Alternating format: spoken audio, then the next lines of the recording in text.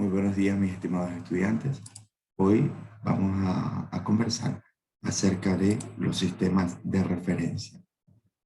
En este día, la destreza con criterio de desempeño que se va a desarrollar es reconocer que la posición, la trayectoria y el desplazamiento requieren de un sistema de referencia.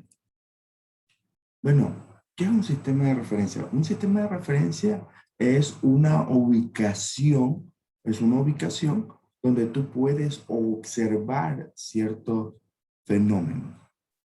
Por ejemplo, si usted está desde un parque, ¿no? Y escucha un ruido, observa hacia el cielo, de pronto ve que un avión pasa en línea recta, ¿sí? Pero si usted estuviera junto a ese avión en otra aeronave, de pronto no ve una línea recta, sino que la aeronave está descendiendo para aterrizar, ¿ya?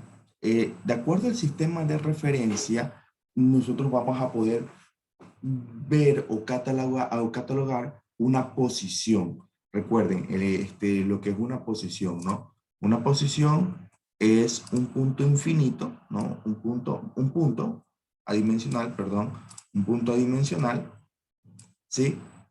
Que te permite tener un lugar en cierto instante, ¿no? Vamos a poner acá otra posición. Entonces esto de aquí, nosotros le podemos llamar posición 2. Y así sucesivamente poder tener infinitas posiciones que forman al final un desplazamiento, ¿no? Esta línea que ustedes ven, la flecha, es el desplazamiento. Pero recuerden que la posición 1 o la posición inicial, ¿sí? Y la posición final, si esta es la posición inicial y esta es la posición final, si tú unes la posición inicial y la posición final, obtienes el desplazamiento, ¿no? Y la referencia sería pues esta persona que está aquí, que es el observador. Para poder catalogar una posición o para poder dar una dirección, se utiliza un sistema de referencia, una ubicación, y estas referencias o estas posiciones tú las puedes dar a través de coordenadas, ¿no?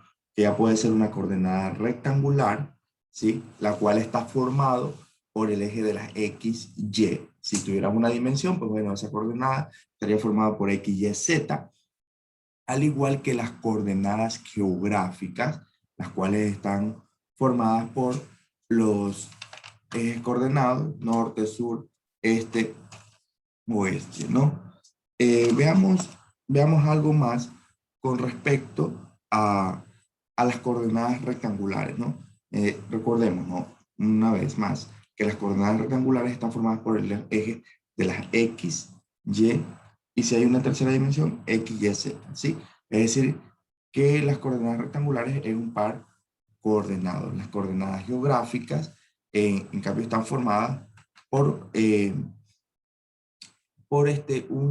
una magnitud y también por estas coordenadas de norte, sur, este y oeste. Las coordenadas polares, en cambio, están formadas por una magnitud y un ángulo formado desde el eje polar. El eje polar es la X positiva. Veamos. Ok. Y podemos darnos cuenta que esta coordenada rectangular está formada, ¿sí? Por un par coordenado. Miren, aquí en X vale 3, en Y vale 2. Entonces la coordenada o par ordenado es 3,2. 3,2, ¿verdad? En este caso, en el primer cuadrante, los cuadrantes se van contando hacia la izquierda. Primer cuadrante, segundo cuadrante formado por Y positivo, X negativo, tercer cuadrante formado por X negativo, Y negativo, y el cuarto cuadrante formado por X positivo y Y negativo, ¿sí? Entonces, ese punto que ustedes ven ahí también puede ser llamado una posición, ¿no? Y esta flecha que estoy colocando aquí, pues la distancia, ¿sí? Es decir, la distancia, antes como solo la veíamos como un punto, ¿no? Una posición, pero si se dan cuenta aquí tenemos el origen, que es la posición inicial, ¿sí? Porque se supone que la persona salió así y luego subió, pero esta es su distancia que recorre y lo hemos expresado en una coordenada rectangular. Si tú te das cuenta, si usted se percata, estas coordenadas rectangulares al final pues se pueden resolver por el teorema de Pitágoras, porque lo que les va a aparecer a ustedes ahí es un triángulo rectángulo. Miren, la componente de X, que en este caso pues son las 3 unidades, la componente de Y, en este caso 2 unidades, y lo que nosotros conocemos en este momento como distancia, forma un triángulo rectángulo. Así que el teorema de Pitágoras va a ser importantísimo para resolver cuando nos den coordenadas rectangulares. ¿Qué pasa si estas coordenadas se pueden escribir como una coordenada geográfica? Miren, si te percatas, es similar a lo anterior, es similar a lo anterior. ¿Por qué? Porque aquí tienes X, ¿verdad? X, X, X, X. Claro que es negativo, pero ya en lugar de usar X negativo, usamos oeste, ¿no? Usamos la coordenada geográfica oeste. Y acá tienes Y, Y, Y, Y. Pero en lugar de Y, decimos que está hacia el norte, ¿verdad? Aquí hay varias cosas que podemos tomar en cuenta. Primero, el ángulo. ¿Por qué está tomando ese ángulo de 30 grados? ¿No? Observemos que es el vector A, ¿verdad? ¿Sí? A. 20 metros es esta distancia. Esos son esos 20 metros. La distancia. ¿Ya? Norte. Siempre vamos a tomar en cuenta, miren, que habla del norte y del sur. Esos van primero, siempre. El norte o el sur va primero, dependiendo en el eje que estén, ¿no? En este caso, como están en el segundo cuadrante, digámosle así, se toma en cuenta el norte. ¿Y en qué cuadrante está? En el cuadrante del norte y el oeste. Norte, oeste. Pero profesor, ¿de dónde sale el 60? Si aquí veo 30. Siempre vas a enumerar el ángulo que salga desde el norte hacia o desde el sur hacia. Es decir, del norte hacia el oeste o del norte hacia el este.